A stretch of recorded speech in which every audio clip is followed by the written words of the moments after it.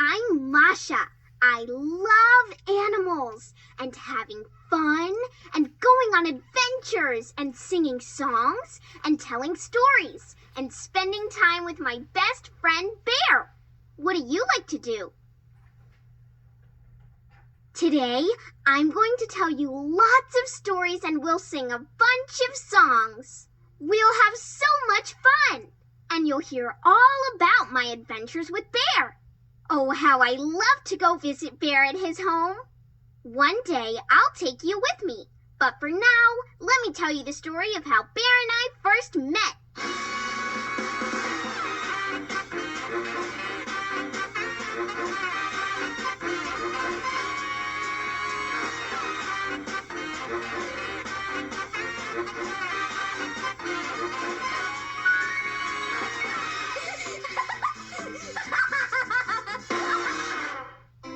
Far away, in a little house by the railroad,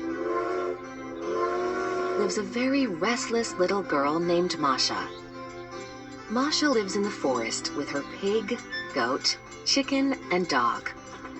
While she loves to play, her animals don't share her excitement. When they hear her coming, they run and hide. Masha bursts out of her front door, hopping down the stairs inside a tin pail, looking for someone to play with. Nobody's here. Where are you all? As Masha's goat trembles while hiding behind a tree, Masha goes looking around the yard for her animal friends. She looks inside the doghouse, but sees nothing and moves on. Had she looked up inside the doghouse, she would have seen her dog hiding from her in the roof. Masha tries looking in the well. Where did everyone go? But still doesn't see any of her animals. As Masha stops to think, a butterfly lands right on her nose. Hello, butterfly. Masha starts chasing the butterfly past her house, into a field of sunflowers, and heading deeper and deeper into the forest. In a treehouse in the forest lives Bear. Retired from the circus, Bear is enjoying his peaceful and quiet life. He has many impressive skills, including juggling, unicycling, and magic. On this sunny day, Bear is carrying a large tea dispenser while balancing a teapot, cup, and spoon on his nose. He places the dispenser, teapot, cup, and spoon on a lovely picnic table and pours himself a cup of tea. While drinking his tea, Bear enjoys looking at his garden, which is filled with beehive boxes. Those busy bees are making one of Bear's favorite foods, honey.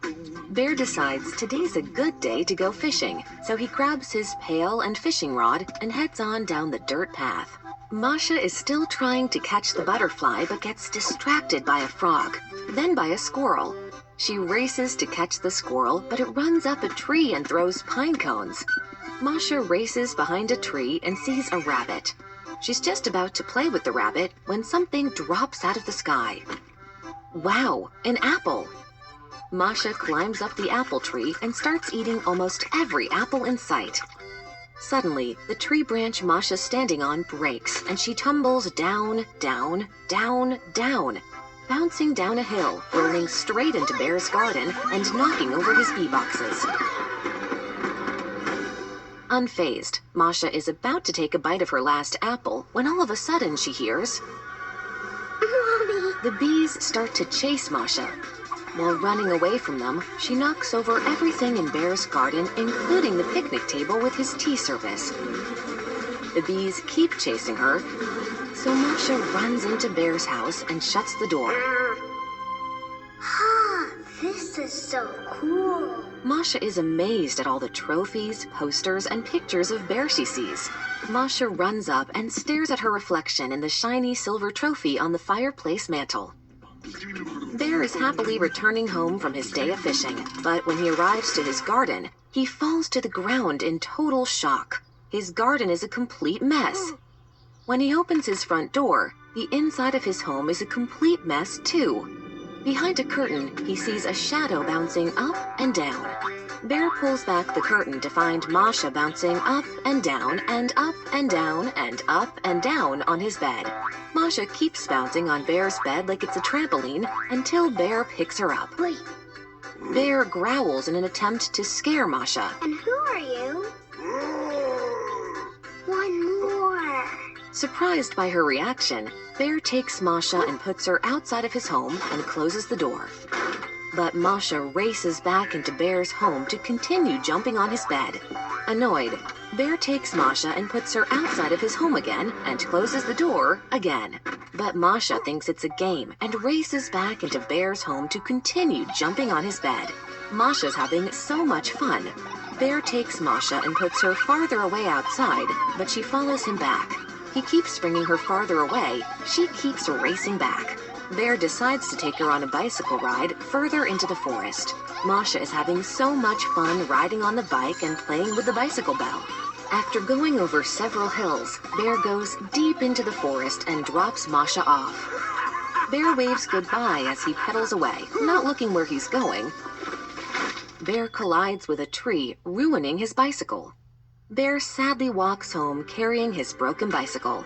When he arrives, Bear starts to straighten up the mess. Before he realizes it, day has turned to night. Bear's thoughts drift to Masha standing alone in the forest in the dark. Hello? Bear panics and imagines that Masha is surrounded by scary animals. Oh no! Bear, holding a lantern, races through the dark forest looking for Masha. He looks here, there, everywhere, but Masha is nowhere to be found. Bear finally arrives at the spot where he dropped Masha off. She's not there. Bear shakes his head as he sadly walks towards home. Walking through his front door, Bear stops, surprised. Who does he see? Masha! She's cleaning up the mess she made. Bear gives Masha a big hug. Realizing how late it is, I gotta go home. Bear rushes Masha back to her house and drops her off. Once back home, Bear stares at his bed and wonders. Masha did look like she was having a lot of fun. So Bear decides to try jumping on the bed himself. Bear starts slowly, then bounces faster and faster, and adds a few flips. Bear bounces higher and higher. Bear realizes that jumping on the bed is so much fun. Why didn't he try it sooner?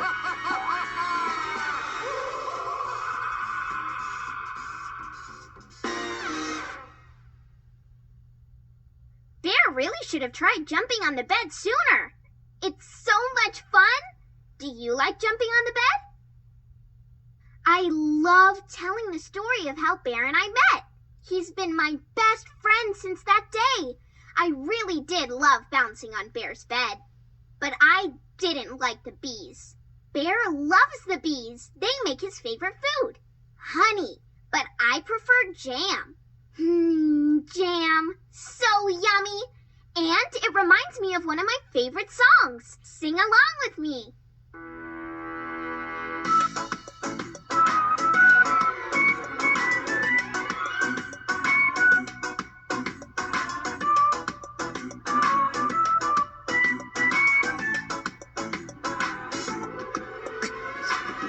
Got to get the pandemonium, and that means all pans and pots.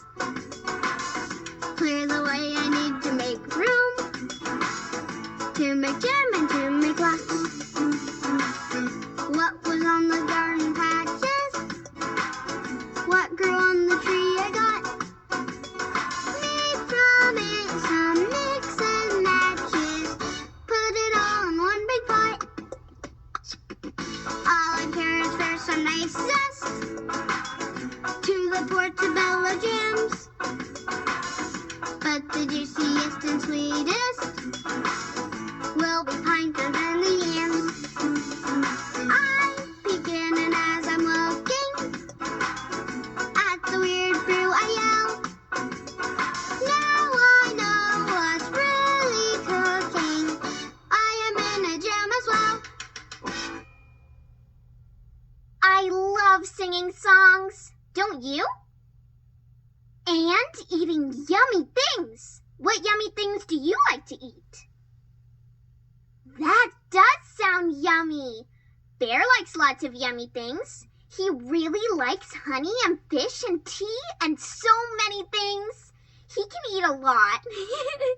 Bear likes lots of things, but he doesn't really like guests, except me. He likes when I visit him.